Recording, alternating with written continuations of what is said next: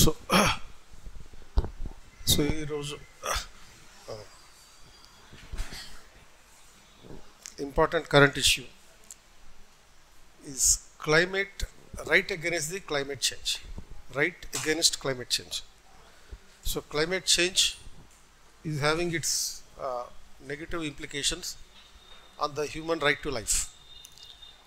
అంటే ఈ climate changes కారణంగా వచ్చేటటువంటి ఇంప్లికేషన్స్, దాని నుంచి వచ్చే ఈ right against climate change as a fundamental right.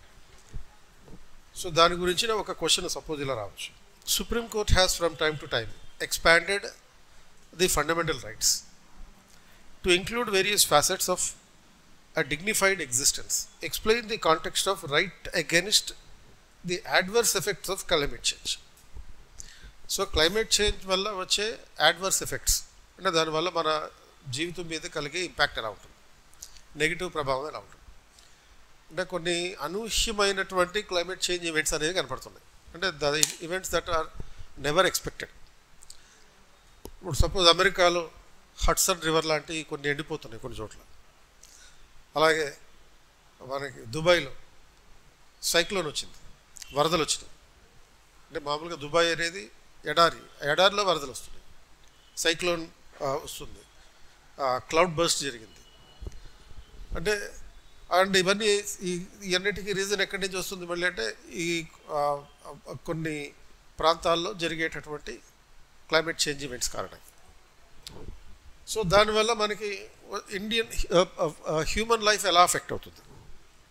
So supreme court దీని మీద ఒక జడ్జిమెంట్ ఇచ్చిందనమాట. So why this question is important is because on 2024 March 21st Supreme Court given a judgment in a case called MK Ranjit Singh versus Union of India case. ఆ కేసులో supreme court ఇచ్చినటువంటి judgement. And ఈ క్వశ్చన్లో మనం address చేయాల్సినటువంటి keywords ఏంటి అంటే the keywords to be addressed in the question, like expansion of the fundamental rights. Supreme Court from time to time expanded the fundamental rights. అంటే మనకి ఫండమెంటల్ రైట్స్ ఎక్కడ ఉన్నాయి, పార్ట్ 3లో ఉంటాయి. పార్ట్ 3లో ఒక ఒరిజినల్గా అయితే 7 ఫండమెంటల్ రైట్స్ ఉన్నాయి, ఇప్పుడైతే 6 ఫండమెంటల్ రైట్స్ ఉన్నాయి. ఎందుకని 44th అమెండ్మెంట్ ద్వారా the right to property was repealed from the list of fundamental rights, కాబట్టి 6 ఉన్నాయి. కానీ అంటే పార్లమెంట్ అమెండ్మెంట్ చేసి ఒక రైట్ని లేపేస్తే సుప్రీంకోర్టు ఏం చేస్తుంది, expanding the scope of fundamental rights. The supreme court is expanding the scope of fundamental rights. So అది ఒక key area. Then dignified existence అనేది మరో కీ ఏరియా. అంటే why the supreme court is expanding the fundamental rights is to include various facets of dignified existence. అంటే dignified existence అంటే ఏంటి, గౌరవప్రదంగా బతకడానికి కావాల్సినటువంటి ఆస్పెక్ట్స్ని రైట్ టు లైఫ్లో పెడుతుంది. సో ఒక మనిషి గౌరవప్రదంగా బతకడానికి కావాల్సినటువంటి అంశాలు అంటే మర్యాదపూర్వకంగా బతకడానికి. As we were discussing in the socialist ideology, every human being want money, but every human being at the same time also want equal distribution of income. ప్రతి ఒక్కడికి డబ్బు కావాలి, పక్కవాడికన్నా ఎక్కువ డబ్బులు కావాలి, కానీ అందరికీ సమానంగా డబ్బులు పంపిణీ చేయాలని అనుకుంటాం. డబ్బులు ఉన్నోడి దగ్గర నుంచి తీసుకుని డబ్బులు లేని వాడికి ఇవ్వాలనేటటువంటి ఒపీనియన్ అందరికీ ఉంటుంది. కానీ అది నీ దగ్గరికి వచ్చేటప్పటికి అది తప్పనంట. అంటే ల్యాండ్ రిఫార్మ్స్ జరుగుతాయి. ల్యాండ్ రిఫార్మ్ జరిగినప్పుడు ల్యాండ్స్ ఉన్నవాడి దగ్గర నుంచి తీసుకుని ల్యాండ్ లేని వాడికి పంచిపెట్టాలని చెప్తాం. సపోజ్ మరి అదే గవర్నమెంట్ నీకు 2 ఎకరాల ల్యాండ్ ఉంది, ఆ 2 ఎకరాల ల్యాండ్లో సంపద అందరికీ సమానంగా ఉండాలి కదా, నువ్వు 1 ఎకరం ఇచ్చేస్తావని అడిగితే ఒప్పుకుంటావా? ఒప్పుకో. ఇలాంటి పరిస్థితి ఉంటుంది. ఎందుకంటే డబ్బు మన డిగ్నిటీకి సంబంధించింది. The money will determine your dignity and because it is not because of the money but because of the purchasing power of the money. డబ్బు వల్ల వచ్చేటటువంటి డిగ్నిటీ కాదు, దానికి ఉన్నటువంటి కొనుగోలు శక్తి వల్ల వచ్చే డిగ్నిటీ అది. సో కొనుగోలు శక్తి అంటే ఏంటి, ఆ డబ్బులను ఉపయోగించి ఏదైనా కొనగలవు, కాబట్టి దానివల్ల నీకు డిగ్నిటీ వస్తుంది. మామూలుగా నువ్వు రోడ్డు పక్కన జీవించేయచ్చు, చెట్టు కింద జీవించేయచ్చు, కానీ ఇల్లు కట్టుకుని ఉంటే నీకు గౌరవం. ఇల్లు కట్టుకోవడం అంటే అది గుడిసేసుకోవడమా, లేకపోతే ఇగ్లూలాగా చిన్న రౌండ్గా కట్టుకోవడమా, లేకపోతే ఒక విల్లా పెట్టుకోవడమా, లేకపోతే ఒక మ్యాన్షన్ పెట్టుకోవడమా, ఏంటి ఇల్లు అంటే? లేకపోతే అంబానీలాగా 27 అంతస్తుల భవనం కట్టుకోవడమా, ఏంటి ఇల్లు అంటే? ఇల్లు దేంట్లో ఉంటే నీకు డిగ్నిటీ హయ్యెస్ట్ లెవెల్లో ఉంటుంది? అంబానీ లాంటి ఇంట్లో ఉంటే హయ్యెస్ట్ లెవెల్ డిగ్నిటీ ఉంటుంది. And at the same time నువ్వు పొరుగుడుసులో ఉన్న గౌరవప్రదంగా జీవించగలవు. ఇంట్లో ఉండడం అనేది మాత్రం కంపల్సరీ. నువ్వు దుస్తులు ధరిస్తే నీకు డిగ్నిటీ ఉంటుంది. అవి లేకుండా తిరిగితే ఎవడు నీకు గౌరవం ఇవ్వడు, కొడతారు ఇంకా ఎక్కువగా, ఈ పిచ్చోడని చెప్పి. నీకు కాబట్టి నీకు ఆకలేసినప్పుడు నీ అంతటి నువ్వు సంపాదించుకొని భోజనం చేయగలిగితే డిగ్నిటీ. భిక్షాటన చేస్తే అవమానం, బెగ్గింగ్ చేస్తే ఇన్సల్ట్ కదా. కాబట్టి ఆ డిగ్నిటీని పెంచడానికి కావాల్సినటువంటి ప్రొవిజన్స్ని ఫండమెంటల్ రైట్స్ రూపంలో సుప్రీంకోర్టు ఇన్కార్పొరేట్ చేస్తూ వస్తుంది. అదొకటి చెప్పాలి. Then right against adverse effect of the climate change. So by explain the context of the right against adverse effects of the climate change అనేటటువంటి పాయింట్లో, అంటే ఈ వాతావరణ మార్పుల వలన వచ్చేటటువంటి ప్రాబ్లమ్స్ ఏంటి, సో దానికి విరుద్ధంగా వాతావరణ మార్పులు రాకుండా ఉండడానికి ఒక హక్కు. వాతావరణ మార్పులు వస్తే చచ్చిపోతాం అని చెప్పాను సార్. అంటే in case of extreme heat what will happen? Your blood will boil. అంటే ఇప్పుడు తెలుగు సినిమా హీరోలు అంటారు బ్లడ్ బాయిల్ అయిపోతుందన్నా అని చెప్పి. అంటే నిజంగా వాడికి నిజంగా బాయిల్ అయితే అప్పుడు తెలుస్తుంది మ్యాటర్ ఏంటి. లోపల లోపల ఉడికిపోతుంది బ్లడ్, ఎప్పుడు బయట ఉండేటటువంటి వేడి వల్ల. నిజంగా అలా బ్లడ్ బాయిల్ అయిపోతే నువ్వు విలన్ని చంపలేవు, నువ్వు చచ్చిపోతావు ఫస్ట్ నిజమైన బ్లడ్ బాయిలింగ్. ఎందుకని ఎగ్జాంపుల్ చెప్పాను మీకు. ఇక్కడ ఈ మక్కాకి వెళ్ళినప్పుడు తట్టుకోలేక 50 degrees హీట్ తట్టుకోలేక, 50 degrees కన్నా పై హీట్ తట్టుకోలేక ఆల్మోస్ట్ రోడ్డు మీద నడుచుకుంటూ 1000 మందికి పైగా చచ్చిపోయారు. ఈ క్లైమేట్ చేంజెస్ వల్ల ఈ ఐస్ క్యాప్స్ అనేవి కరిగిపోతున్నాయి. కరిగిపోవడం వల్ల వాటర్ లెవెల్, సముద్రంలో వాటర్ లెవెల్ సీ లెవెల్ పెరిగిపోతుంది. కొన్ని సిటీలు మాయమైపోతాయి భవిష్యత్తులో. అంటే ఏంటి, ఇప్పుడు సపోజ్ ఢాకా ఉంది, 2050 నాటికి ఢాకా అనే సిటీ ఉండేదంట అని చెప్పి హిస్టరీలో చదువుకుంటారు.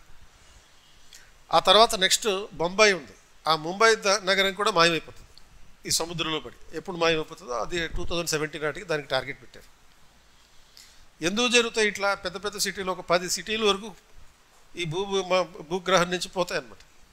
అవి ఉన్నావా లేవా అనేది చరిత్రలో చదువుకుంటాం. అది ఎలా అయితే ద్వారకా నగరం గురించి మనం, గుజరాత్లో ద్వారకా ఉంది, మన ప్రైమ్ మినిస్టర్ కూడా దాంట్లో లోపలికి వెళ్ళి దండం పెట్టుకొచ్చాడు, ఒక ఈక పట్టుకుని వచ్చాడు. సో ఇటువంటి పరిస్థితుల్లో భవిష్యత్తులో రాబోయే ప్రధానమంత్రి ముంబై అనే ప్రాంతం ఉంటుంది, ఆ ప్రాంతంలో ఇలా నీళ్ళలోకి దిగి రాబోయే ప్రైమ్ మినిస్టర్ చేస్తాడు, యజ్ఞం చేస్తాడు, లేకపోతే యాగం చేయొచ్చు, దండం పెట్టుకుని రావచ్చు. అలా చరిత్రలో చదువుకుంటారు ఈ నగరాలు ఉన్నాయని చెప్పి. ఇది అంతటికీ కారణం ఏంటి అంటే అక్కడ ఉన్నటువంటి ప్రజల పరిస్థితి. కోట్లు పెట్టి ఇళ్ళు కొనుక్కున్నారు అండ్ చాలామంది అక్కడ ఉంటున్నారు. ఉన్నప్పుడు ఇట్లా వరదలు వచ్చినాయి అనుకో, ప్రతి సంవత్సరం వరదలు వస్తున్నాయి, ప్రతి సంవత్సరం పెద్ద పెద్ద వానలు వస్తున్నాయి. వానలు వచ్చినప్పుడు నీ కార్లు పోతున్నాయి అండ్ నువ్వు ఈత కొట్టాల్సిన పరిస్థితి. Along with the car you are also suppose to buy a boat. అంటే కార్తో పాటు ఇక ఈ మారుతి కంపెనీ వాళ్ళు, తర్వాత BMW వాళ్ళు బోట్లు కూడా తయారు చేస్తారు ముంబై నగరానికి ప్రత్యేకంగా. ఆ కారు బోటుగా కన్వర్ట్ అయిపోవాలి, వెళ్ళిపోవాలన్నట్టు అట్లుంటుంది. సో అలాంటి పరిస్థితి ప్రకారం మనకి ఉన్నటువంటి హక్కులు ఉండవు, జీవించే హక్కు లేదన్నట్టు. క్లైమేట్ చేంజ్ కారణంగా బతకలేవు. ఇప్పుడు ఆల్రెడీ ఢిల్లీ మరిగిపోతుంది. ఢిల్లీ మరిగిపోవడం అంటే ఏంటి? అపరిమితమైనటువంటి వేడి 50 degrees వరకు రీచ్ అయింది. లోపల ఉన్నటువంటి మన బాడీలో ఉండేటటువంటి ఫ్లెష్ తర్వాత బాగా చక్కగా బాయిల్ అయిపోతుంది అండ్ అటువంటి పరిస్థితుల్లో మనుషులు చచ్చిపోతారు. అంటే డైరెక్ట్గా it is affecting the life of the individual when there is a climate change. So demand of the question is, explain the scope of right to life in the context of climate change.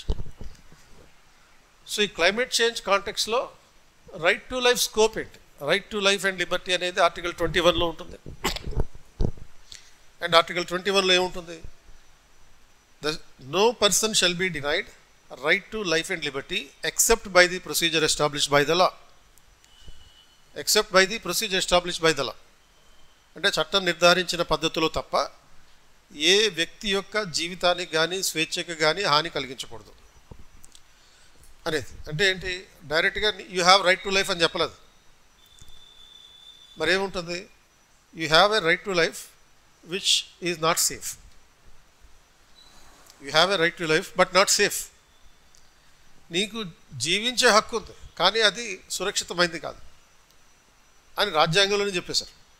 ఎలా చెప్పారు? Your right to life and liberty will be abrogated by the procedure established by law. Abrogating అంటే ఏంటి? ఉల్లంఘించడం అన్నమాట. నీ జీవించే హక్కుని చట్టం ద్వారా ఉల్లంఘించవచ్చు. అంటే పార్లమెంటు చట్టం చేసి నువ్వు బతకకుండా చేయొచ్చు, నిన్ను చంపేయచ్చు. లైఫ్ అండ్ లిబర్టీ, నిన్ను జైల్లో పెట్టచ్చు. లిబర్టీని ఉల్లంఘించడం అంటే స్వేచ్ఛని హరించడం అంటే జైల్లో పెట్టి నిన్ను ఆపడం, నీ ఇష్టం వచ్చినట్టుగా ప్రవర్తించకుండా చేయడం. గవర్నమెంట్ పార్లమెంట్ ద్వారా చట్టం చేసి అలా చేయొచ్చు. దాన్ని ప్రొసీజర్ ఎస్టాబ్లిష్డ్ బై లా అన్నట్టు. అది ఆర్టికల్ 21లో ఉంది. No person shall be denied the right to life and liberty except by the procedure established by law. Only ఇంతే, ఒకటి సెంటెన్స్ ఆర్టికల్ 21లో ఉంది. But supreme court over a period of time is expanding the scope of right to life to include various other rights which will guarantee your dignity.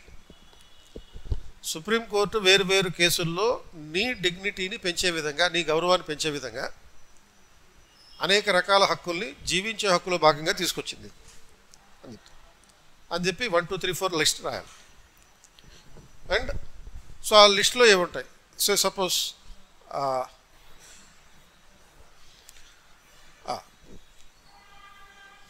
అది explaining the scope of the right to life. ఇంట్రడక్షన్లో article 21 గురించి రాయాలి. ఇప్పుడు చెప్పింది no person shall be denied the right to life and liberty except by the procedure of established by law. తర్వాత main బాడీలో fundamental rights ఏంటో చెప్పాలి. Part 3 of the Constitution contains a list of fundamental rights from Article 12 to 35 అనేది ఈ fundamental rights గురించి చెప్పాలి. Then you have to suggest the new facets of the fundamental rights included by the supreme court to ensure the dignity of human life. So supreme court వేరు కేసుల్లో చెప్పినటువంటి list of fundamental rights చెప్పాలి. Supreme court recognizing right against climate change, దాని reference చెప్పాలి.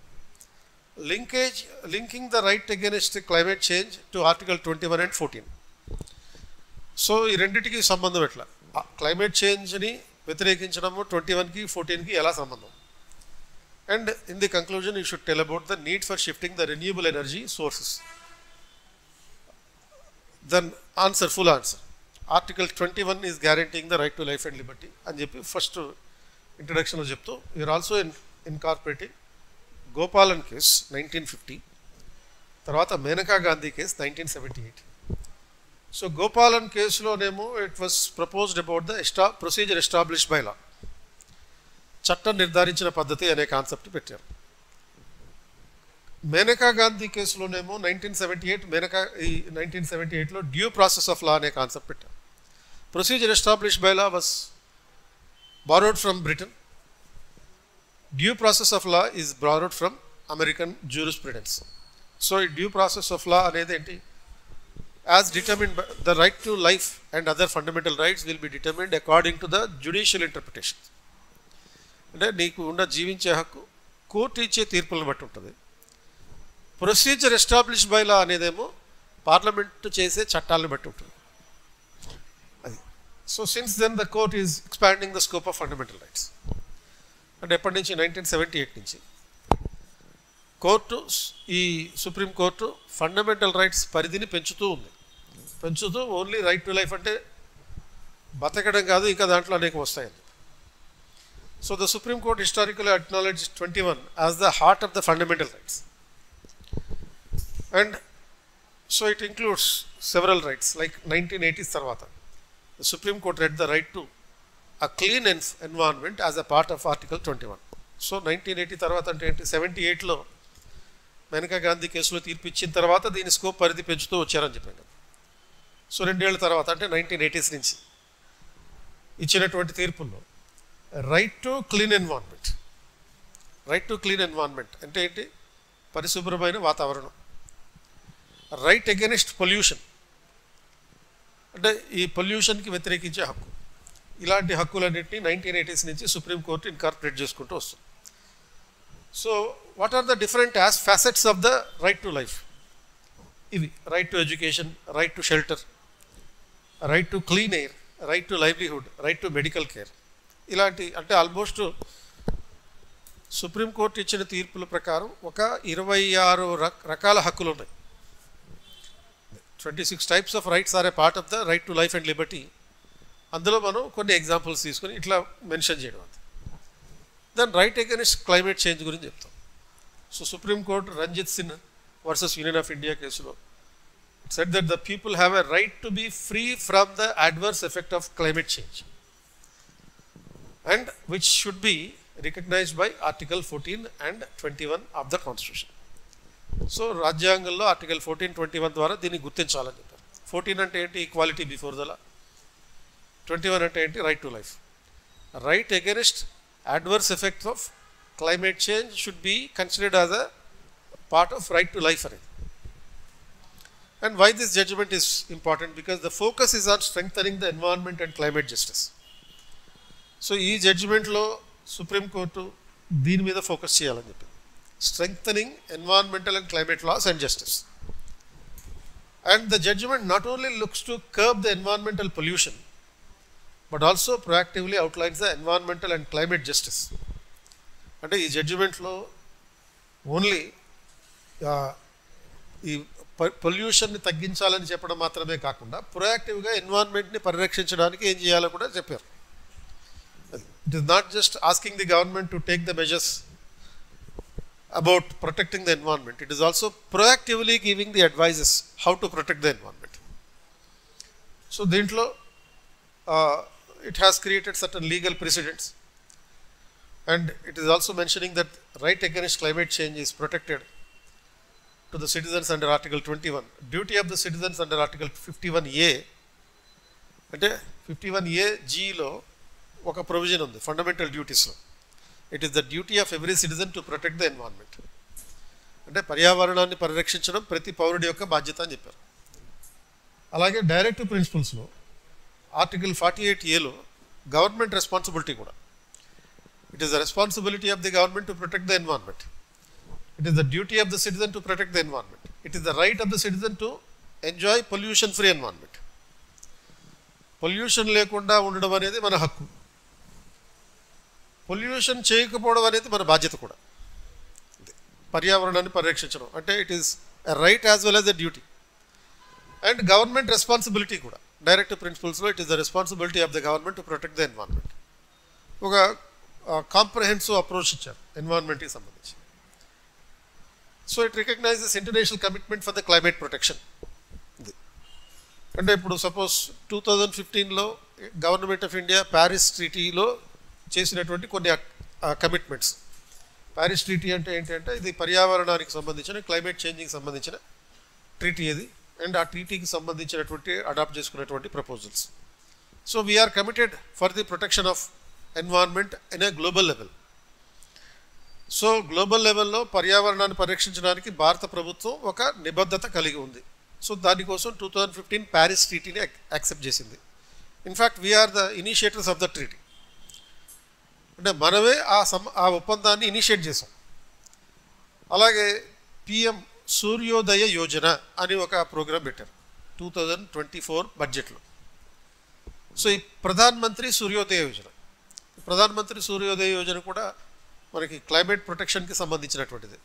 సూర్యోదయ యోజన అంటే ఏంటి? Solar పవర్ని ఉపయోగించి మన కరెంట్ని ప్రొడ్యూస్ చేయడం అని. So India's shift towards renewable energy sources is necessary for what? Thereby improving the public health and reducing the health care losses. అంటే పర్యావరణాన్ని రక్షించుకుంటేనే మనం ఆరోగ్యంగా ఉంటాం. రైట్ టు హెల్త్ ఉంటేనే మనం రైట్ టు లైఫ్ అనే దానికి అవకాశం ఉంటుంది. So right against adverse effects of climate change directly linked to the right to life. పర్యావరణంలో మార్పులు వస్తుంటాయి, క్లైమేట్ చేంజెస్ వస్తుంటాయి, వేడి పెరుగుతుంది, అనవసరమైన టైంలో వర్షాలు వస్తాయి, అవసరమైన టైంలో రావు. వచ్చే వర్షం కూడా క్లౌడ్ బర్స్ట్ అవుతుంది, మామూలుగా రాదు. పంటలు పండే పంటలన్నీ పోతాయి. సముద్రంలో చెరువుల్లో ఉండే చేపలు పోతాయి, చెరువులు ఎండిపోతాయి కదా, వరి వేడికి పోతే చెరువులు ఎండిపోతాయి. ఎండిపోయినప్పుడు అందులో చేపలన్నీ చచ్చిపోతాయి. చెరువులు ఎండిపోతే పర్వాలేదు, నదుల్లో ఉండే నీళ్ళు కూడా ఎండిపోతాయి. ఎండిపోయినప్పుడు మొత్తం ఈ చేపలన్నీ చచ్చిపోయినప్పుడు అప్పుడు సరదాగా చప్పట్లు కొట్టుకుంటూ ఉండాలి. ఎందుకంటే దాని మీద చేపలు పట్టుకోవడం మీద ఆధారపడినటువంటి కొంతమంది ఉంటారు కదా, ఫిషర్మెన్ ఉంటారు. And this fishermen lakhs of fishermen will lose their livelihood. వాళ్ళ జీవనోపాధిని కోల్పోతారు. కోల్పోయినప్పుడు వాళ్ళకి మళ్ళీ గవర్నమెంట్ చూసుకోవాల్సి ఉంటుంది. ఎంప్లాయ్మెంట్ గవర్నమెంట్ చూసి పెట్టాలి ఆల్టర్నేటివ్గా. So protecting the right to life is necessary to ensure the livelihood of some people and to prevent unexpected climatic events. Unexpected climatic events అంటే టైంలో వరదలు రావడం, సైక్లోన్స్ రావడం, వచ్చే టైంలోనేమో డబల్ రావడం, వర్షాకాలం టైంలోనేమో విపరీతంగా ఎండలు పడడం, శీతాకాలంలో గడ్డగట్టిపోతాం. మామూలు శీతాకాలంలో చలికాలంలో అంటే మెల్లగా చలేసుకుంటే అంటా ఉండాలి తప్ప అని ఉండిపోకూడదు. అట్లా అంటే గడ్డగట్టుకుపోయి ఉంటే ఏమవుతుంది, చచ్చిపోతుంది మళ్ళీ. అంటే it is killing, the climate is killing. సింపుల్గా చెప్పాలంటే the climate is killing the people. ఈ పర్యావరణం అనేది ప్రజల్ని చంపేస్తుంది. బ్రిటన్లో మామూలుగా ఎన్వైరన్మెంట్ క్లైమేట్ హీట్ అనేది మ్యాక్సిమం 30-35 మధ్యలో ఉంటుంది అంతే. బట్ ఈసారి 2024లో సమ్మర్ ఇంకా మొదలు కాకముందే ఫిబ్రవరిలోనే బ్రిటన్లో ఆల్మోస్ట్ 45 డిగ్రీస్కి వెళ్ళింది.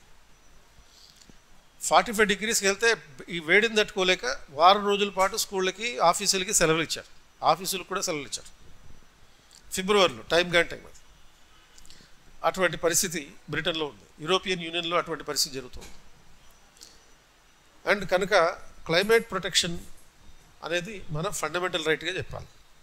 ఇది ఓవరాల్గా how the climate is a part of the fundamental rights.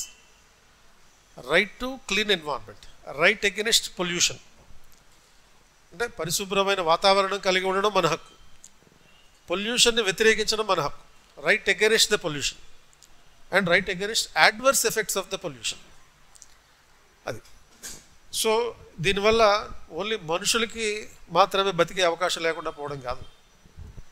సరైన ఎన్వైరన్మెంట్ క్లైమేట్ లేకపోతే పక్షులు కూడా పోతాయి.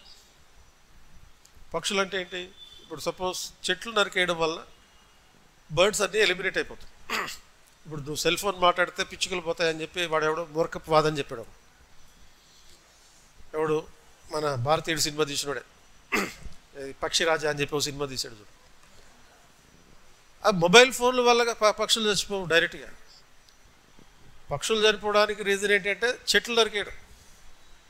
మీ ఊర్లలో మీకు కనుక మీకు ఊర్లు ఉంటే ఆ ఊర్లో కనుక మీరు వెళ్ళి ఉంటే అక్కడ మీ ఊర్లో చెట్లు ఉన్నాయి కదా, చెట్ల మీద పిట్టలు ఉన్నాయి కదా, ఆ పిట్టల్లో పిచ్చుకు కూడా ఉంది కదా. మీ ఊర్లో కూడా మొబైల్స్ వాడుతున్నారు కదా. మరి మీ ఊర్లో ఉన్నటువంటి పిచ్చుకలు హైదరాబాద్లో ఎందుకు లేవు? ఎందుకు లేవంటే చెట్లు లేవు కాబట్టి. మొబైల్ ఫోన్స్ ఉన్నాయని కాదు. వాటికి మొబైల్ ఫోన్కి ఏ శత్రుత్వం లేదు. ఓన్లీ చెట్లు లేకపోవడం మాత్రమే కారణం అది. సో ఈ డెవలప్మెంట్ని తర్వాత ఈ క్లైమేట్ని రెండింటిని బ్యాలెన్స్ చేసుకోవాలి. There is a need for balancing between development and the climate. Otherwise you will not survive. Therefore sustainable development goals are important అని చెప్పి లాస్ట్లో ఒక మాట చెప్పాలి. సస్టైనబుల్ డెవలప్మెంట్ గోల్స్ అనే రిఫరెన్స్ ఎప్పుడైతే ఇస్తామో that will create a balance between development and the climate change అనేది ఇక్కడ ఆన్సర్ రాస్తుంది.